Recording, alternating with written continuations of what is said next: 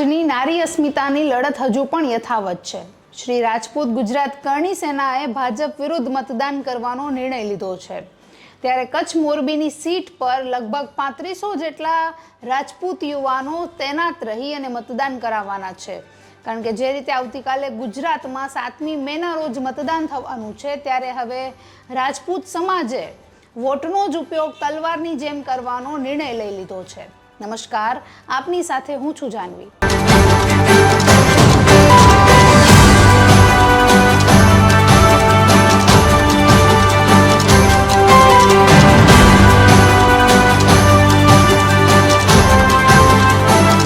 ગુજરાત સમાજના સહપ્રવક્તા કેડી જાડેજાએ કહ્યું કે ક્ષત્રિય સમાજની જે મહિલાઓનું અપમાન થયું છે તે માટેની લડત ચાલુ રહેશે। જે રીતે પરસોત્તમ રૂપાલાએ અપમાનજનક ટિપ્પણી કરી તે બિલકુલ ચલાવી નહીં લેવાય।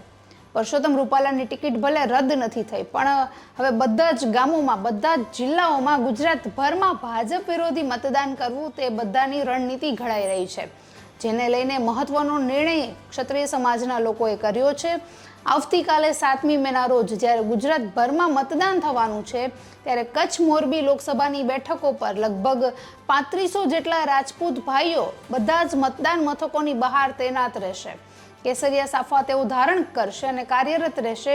જેટલા પણ મતદાતાઓ આવે છે તેઓને જે રીતે ક્ષત્રિય સમાજની અસ્મિતાનું જે અપમાન થયું છે તે અંગે જણાવશે અને સમાજ સાથે રહેવાની અપીલ કરશે। કચ્છ મોરબી વિસ્તારમાં 1,70,000 ક્ષત્રિયોનો વસવાટ છે।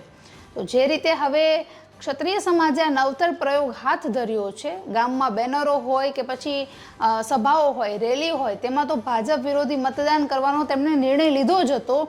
તે અંગેની જે ઘણી બધી બેઠકો હોય કે મહાસંમેલનો પણ થયા, પણ આખરે કાલે જે દિવસ છે એ નિર્ણાયક દિવસ રહેશે।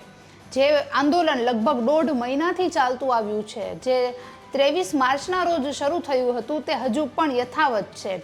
તો આ આંદોલન આખરે હવે કયું સ્વરૂપ ધારણ કરશે, શું પરિણામ આવશે?